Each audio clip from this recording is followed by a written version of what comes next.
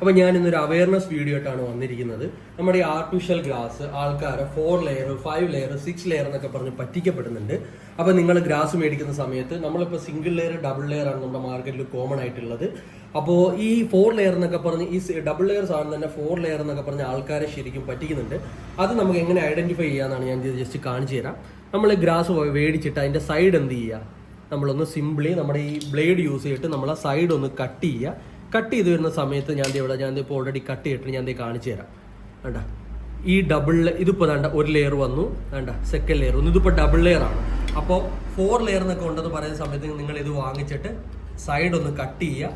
Cut ചെയ്തതിന് ശേഷം ഇതിന് എത്ര ലെയർ ഉണ്ടെന്ന് നിങ്ങൾ ചെക്ക് ചെയ്യുക. ഇങ്ങനെയാണ് ലെയർ ചെക്ക് ചെയ്യുന്നത്.